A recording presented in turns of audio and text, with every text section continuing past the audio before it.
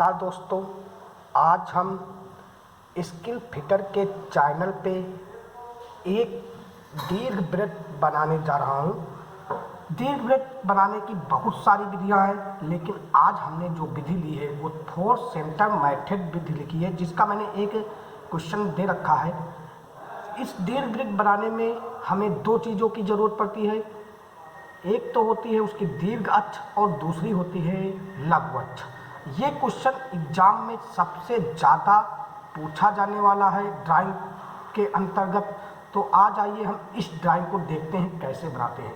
तो सबसे पहले हम क्या करते हैं, स्केल के द्वारा एक खींचते हैं दीर्घ अक्ष जो कि 80 mm है, जो कि 80 mm है। तो हमने क्या किया, सबसे पहले एक दीर्घ अक्ष खींच लिया जो कि 80 mm है,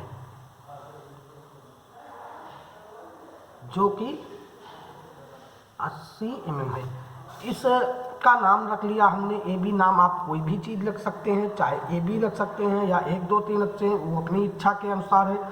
फिर हम क्या करते हैं, जो ये रेखा ए बी है, ए बी का समद्विभाजन करते हैं। तो दोस्तों ए को यहाँ पे हमको केंद्र मानना होगा और केंद्र पे प्रकार की नोक रखनी होगी, यानी कंपास की नोक रखनी होगी। और आधे से अधिक दूरी यानी ए बी की दूरी जो 80 mm है उससे आधी 40 mm, यानी 40 से ज़्यादा लेंगे हम, 50 60 कुछ भी देख सकते हैं। तो आधे से अधिक दूरी लेकर एक चाप ऊपर लगाते हैं, एक चाप नीचे लगाते हैं। इसी तरह हम दोबारा क्या करेंगे, बी को केंद्र मानेंगे और एक चाप ऊपर लगाएंगे और दूसरा चाप नीचे लगाएंगे। अब जो हमारी ये चाप है ये एक दूसरे को एक जगह पे काटती हैं, जहाँ पर हम एक लाइन वर्टिकल लाइन खींच लेते हैं। इस वर्टिकल लाइन जो होती है वो ए बी रेखा को कहीं एक जगह पर प्रच्छेदित करती है। जहाँ पे ये प्रच्छेदित करती है उसका नाम हम ओ रख लेते हैं। अब हम क्या करते हैं, जो ओ है ओ से हम केंद्र मान लेते हैं और केंद्र से हम लघु अक्ष खींचते हैं। तो केंद्र से लघु अक्ष हमारी कितनी है, 40 mm। तो केंद्र से हमारी जो ऊपर की वर्टिकल लाइन है इस पर 20 mm ऊपर और 20 mm के कुल मिला के हमें 40 mm लेना है। तो इसलिए हमें क्या करना है, दोनों को अर्धक कर लेना है, 20 mm और 20 mm ऊपर और नीचे कर लेना है। तो वो हमें प्राप्त हो जाएगी लघु अक्ष। जो हमें प्राप्त होगी वो क्या होगी, लघु अक्ष होगी। तो एक हमारा पॉइंट ये आ गया और एक पॉइंट ये आ गया। तो ये हो गया हमारा लघु अक्ष, जिसका हम नामकरण कर लेते हैं। इसका नाम हमने रख लिया सी और डी, ए बी और सी डी। तो हम क्या करते हैं, बी और सी को आपस में मिला देते हैं, बी और सी को आपस में मिला देते हैं। तो हमने यहाँ पे क्या किया, बी और सी को आपस में मिला दिया। अब हमें क्या करना है, जो हमारी पर कंपास है, कंपास को हम केंद्र ओ पे रखेंगे और बी दूरी हम भर लेंगे अपने कंपास में। हमने बी दूरी कंपास में भर लिया और एक आर्क खींच लिया, एक आर्क खींच लिया जो कि बिंदु ई पे मिलती है, जो कि बिंदु ई पर काटती है। अब हमें सी और ई दूरी अपने कंपास में लेना होता है। सी और ई दूरी, सही ई वाली दूरी लेके सी को केंद्र मानते हैं और ई दूरी कंपास में भरते हैं।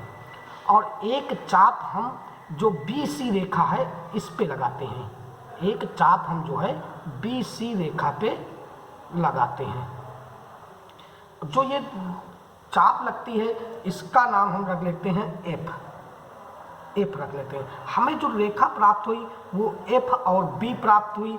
एफ और बी का फिर हम पुनः समद्विभाजन करते हैं, एफ और बी का समद्विभाजन पुनः करते हैं। वही आधे से अधिक दूरी लेकर एक चाप ऊपर और एक चाप नीचे। इसी तरह दोबारा बी को केंद्र मानते हुए एक चाप ऊपर और एक चाप नीचे। अब हम क्या करते हैं, दोनों चापों को आपस में मिलाते हैं जो कि हमारी रेखा को कहीं न कहीं प्रच्छेदित करती हैं।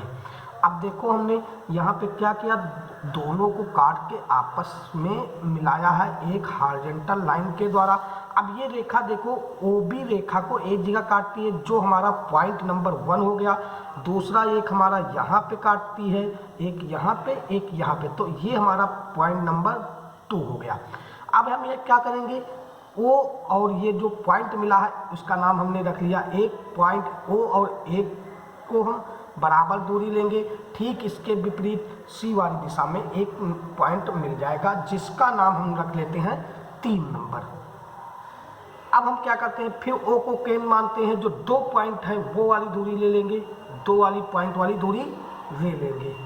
अब 2 वाली पॉइंट वाली दूरी लेकर हम एक चाप ये लगा लेते हैं, और ये चाप लगाने के बाद जहाँ पे हमें ये रेखा काटती है उसका नाम हम रख लेते हैं 4। इसका हमने रख लिया 4। हमें कितने पॉइंट मिले, 1 2 3 4, यानी 4 बिंदु मिल गए।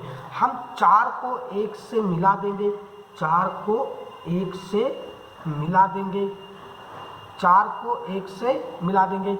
नेक्स्ट 4 को पॉइंट 3 से मिला देंगे, 4 को पॉइंट 3 से मिला देंगे। नेक्स्ट 2 को पॉइंट 3 से मिला देंगे, 2 को पॉइंट 3 से मिला देते हैं। अब हमें पे यहाँ पे चारों पॉइंट मिल गए। अब हम क्या करते हैं, पॉइंट 1 की दूरी अपने प्रकार में लेते हैं, पॉइंट 1 और B की दूरी अपने प्रकार में लेते हैं, यानी 1 और B, 1 और B दूरी लेते हैं। तो हमने क्या किया, प्रकार में 1 और B दूरी लिया और एक चाप हम ये खींच देते हैं। इसी तरह से 3 और A दूरी लेंगे, 3 और A दूरी लेंगे और ये चाप हमने ये खींच दिया, जो कि दोनों रेखाओं को कहीं नहीं कहीं पे परिच्छेद करती हैं, जिनका नाम हम B डैश और B डबल डैश, इसको हम A डैश और A डबल डैश लिख सकते हैं। अब हमने 2 को केंद्र मानना है और B वाली डैश वाली दूरी ले लेना है, B वाली दूरी ले लेना है। B वाली दूरी ले लिया, B डबल डैश को A डैश से मिलाना है, B डैश को A डैश से मिलाना है।